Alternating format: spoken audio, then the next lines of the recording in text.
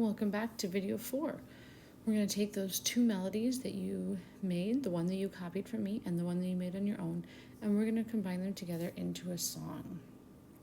So again, we're going back to GarageBand, and you have your file that you have. You have in section A, the part that you copied and that you did with me.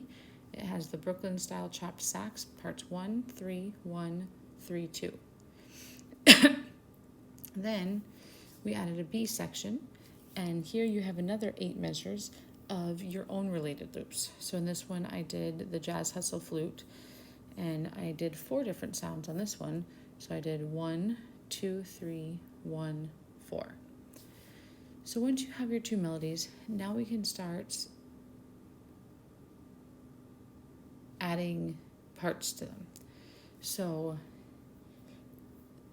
before we actually do any duplicating, you're going to want to add accompaniments to them.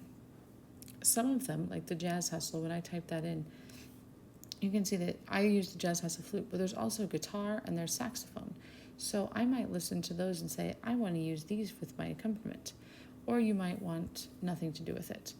Okay, you might do, go to your instruments and say, okay, I want to start by adding in a drum part. And so I'm going to do, we're going to see what that sounds like. And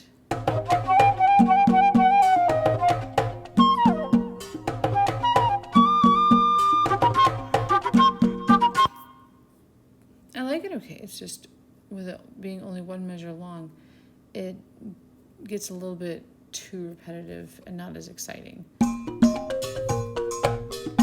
I wonder what happens if I put this one in.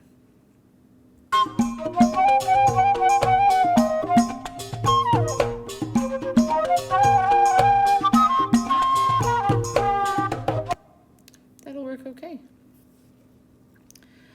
So for your accompaniments, you're going to need to add in 1 drum. You need to add in 1 melodic supporting instrument. So this would be a great time if I go back to my favorites where I had those bass. This might be a good time to do some bass. And we'll see. I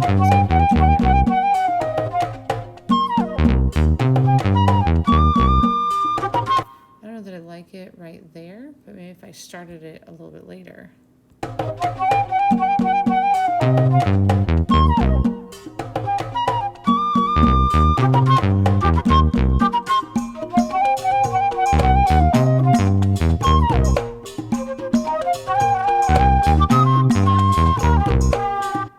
So I think that'll do okay. We're going to trim this down though so that it matches.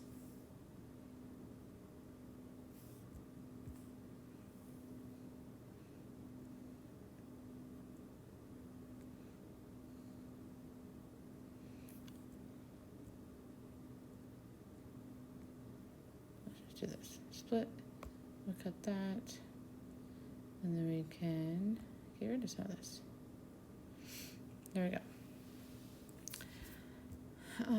So you do not have to have everything lined up right at the beginning. In fact, it sounds better if you don't. And then the last thing you're going to want to add in is something small, something that you can just add in little bits at a time. Not that.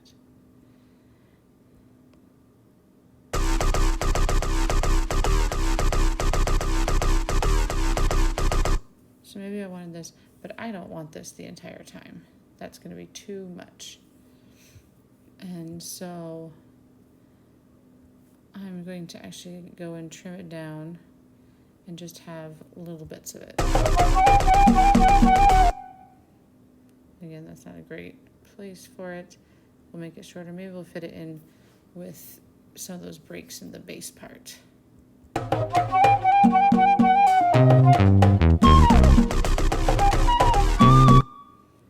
I think we can make it even shorter. And you just kind of play around with it.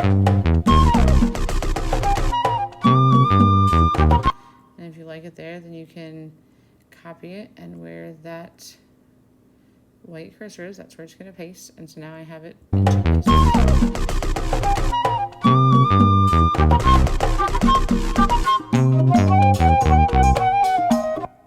So it's coming together. It's okay. It's not the greatest song in the world, but that's okay. You play with it and you say, I don't really like it. The one thing that I'm noticing is the melody is getting covered up. It's a flute. It's really easy to do. And so you might need to adjust the volumes a little bit just to kind of make sure that your melody really stands out.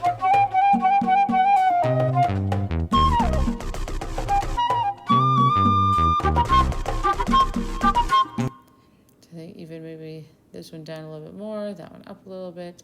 They don't all have to be the same. You just play with them until you have a melody track that is really standing out, and then 3 lines of accompanying tracks that will support it but not cover it up, not take away from it.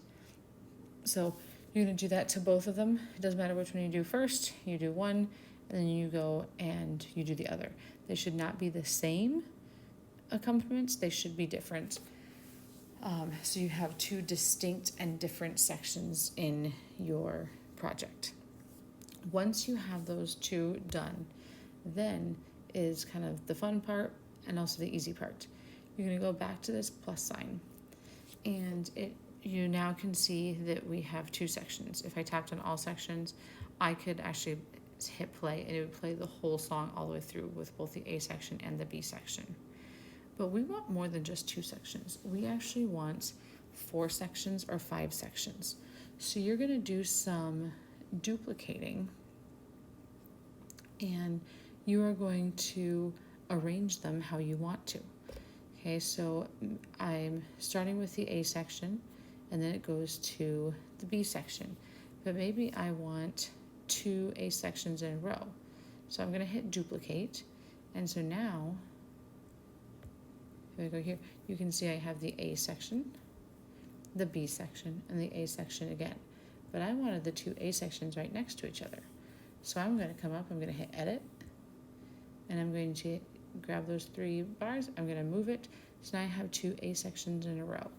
And then I have a B, and then I'm going to do that A section again because I just really liked the A section.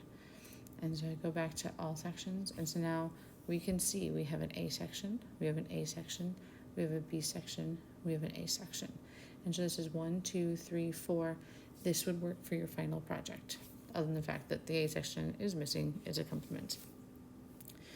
You could also have 5 sections, whatever works for you, but 4 sections or 5 sections, deciding how you want to arrange them, how you want to copy them, how you want to duplicate them. Once you have them changed, if you want to make some adjustments, because with 3 A sections, you might not want them all to be exactly the same. So you can change the accompaniment a little bit with one of them, that's fine. But you should do that after the fact, once you have them copied, so that you know that you have the base part of it is going to be the same in every section, and you don't have to worry about trying to copy them. So